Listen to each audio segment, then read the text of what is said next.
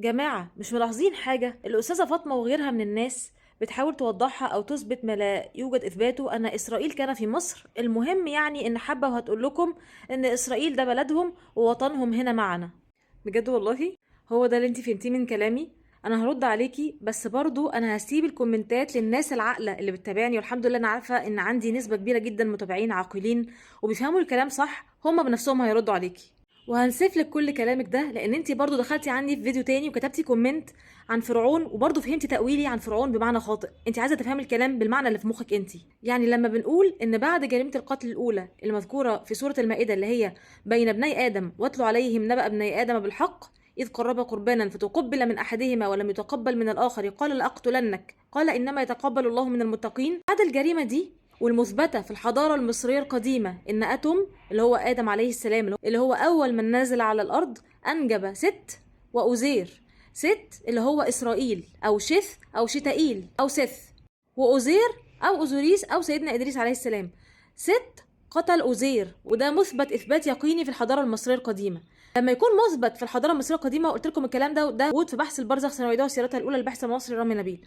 اما يكون بعد جريمه القتل الاولى مباشره يتم عقاب بني اسرائيل بان يتم نفيهم وطردهم من مصر، وقلت لكم الكلام ده قبل كده، وده مصداقا لقوله تعالى عقب جريمه القتل الاولى انما جزاء الذين يحاربون الله ورسوله ويسعون في الارض فسادا ان يقتلوا أو يصلبوا أو تقطع أيديهم وأرجلهم من خلاف أو ينفوا من الأرض ذلك لهم خزي في الدنيا ولهم في الآخرة عذاب عظيم. فكان جزاؤهم هم وأبوهم النفي والطرد من مصر، وحرمت عليهم الأرض المباركة. يبقى أنت إزاي بتفهمي إن أنا بقول إن هم اللي ما يتسموش ليهم حق أو مكان في مصر؟ الحالة دي هيكون المشكلة في فهمك مش في كلامي أنا. وإن حور أو حورس ابن أزير طرد عمه من مصر، وان هو حاربه يعني، واسترد علوم سيدنا ادريس عليه السلام منه، واسترد حكم مصر وطردوا من مصر. وهم بعد كده راحوا انشأوا مملكة سومر بممالكها الاثني عشر اللي هي الوثنية والتعددية، واللي نزل فيهم بعد كده سيدنا إبراهيم عليه السلام وقال أفتعبدون من دون الله ما لا ينفعكم شيئا ولا يضركم أف لكم ولما تعبدون من دون الله أفلا تعقلون.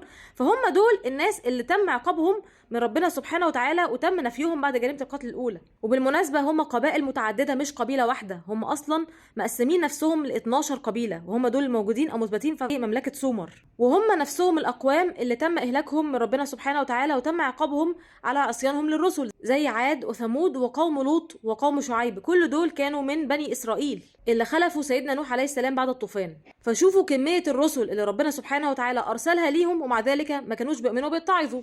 وإن هم بقى كانوا بينتهزوا اي فرصة فيها ضعف في الدولة المصرية علشان يحاولوا ان هم يغزوها ويحتلوها بمعنى اصح. وده اللي حصل في فترة احتلال الهكسوس اللي جاه منهم فرعون اللي كان موجود ايام سيدنا موسى عليه السلام، وهو فرعون واحد فقط، وفرعون كان من الهكسوس، كان من بني اسرائيل. وعلشان هم اصلا في تناحر وتنافر ما بينهم، محدش يجي يستغرب ويستعجب ان فرعون نفسه من بني اسرائيل واستضعف طائفة من بني اسرائيل، زي ما ربنا سبحانه وتعالى قال ان فرعون علا في الارض وجعل اهلها شيعا يستضعف طائفة منهم اللي هم من بني اسرائيل يذبح ابناءهم ويستحيي نساءهم انه كان من المفسدين. ففرعون كان منهم ومع ذلك كان بيستضعف طائفة منهم. دي كانت عادتهم اصلا، ان هم كانوا في ممالك متفرقة وما يتوحدوش الا تحت حكم واحد قوي، فرعون اللي هو من نسل حمورابي اللي هو كان من سومر. فهم لما كانوا بيجوا مصر كانوا بيجوا كمحتل او غازي، وكانوا بيلاقوا مقاومة من المصريين لحد ما طردهم بعد كده احمس ابن سقننرع واخوه كاموس. سقننرع وكاموس اللي استشهدوا او ماتوا يعني في حربهم مع الهكسوس، وكمل المسيرة بعد كده احمس بقيادة والدته اياح حتب. فازاي نقول ان هم ليهم مكان او ان هم اصلا ليهم حق؟ او ازاي يتفهم من الكلام اللي انا بقوله المفاهيم المغلوطه اللي بتيجي في اذهان البعض للاسف؟ ده لان هم مش عايزين يفهموا الامور بشكل صح، او في دماغهم فكره معينه عايزين يثبتوها او عايزين يغلطوا اللي قدامهم وخلاص. يعني المصريين هم مؤسسين الحضاره المصريه القديمه، ما حدش تاني ليه حق في الحضاره بتاعتنا، لان المصريين القدماء اجدادنا اللي احنا من نسلهم، اللي الابحاث الجينيه اثبتت ان احنا من نسل المصريين القدماء، وان المصريين الموجودين حاليا هم من نسل المصريين القدماء، وجيناتنا بترجع لتوت عنخ امون ب 88.8% تقريبا. فحضارتنا بتاعت اجدادنا واحنا وارثين الحضاره دي، ما حدش تاني له الحق ولا حد تاني هيقدر يثبت ان هو ليه حق في الحضاره دي غيرنا. تاني حاجه ودي الاهم، ان ربنا سبحانه وتعالى اصلا بعد اغراق فرعون قال لهم ايه؟ فاراد ان يستفزهم من الارض فاغرقناه ومن معه جميعا وقلنا من بعده، يعني من بعد فرعون، وقلنا من بعده لبني إسرائيل اسكنوا الأرض، يعني تشتتوا في الأرض، فإذا جاء وعد الآخرة جئنا بكم لفيفا. يفهم من الكلام ده إيه؟ إن ربنا سبحانه وتعالى كتب عليهم الشتات، وإن اللي بيحصل دلوقتي ده هو وعد الآخرة اللي هم هيتجمعوا فيه، وبإذن الله هتكون في نهايتهم. إن هم عارفين كويس جدا، وأحبارهم عارفين كويس جدا إنه أصلا محرم عليهم إقامة دولة. وشوفوا فيديوهات الحاخام ديفيد وايز مع أحمد منصور، نفسه قال بنفسه الكلام ده، الحاخام ده في أمريكا، وقال إن هذه الدولة أو هذا الكيان ضد إرادة الرب. فازاي حد بيجي يفهم الكلام بشكل خاطئ ويحاول ان هو يوجد لهم وطن او يلزق لهم حاجه معينه، والحاجه دي اصلا كانت محرمه عليهم من البدايه من بعد جريمه القتل الاولى.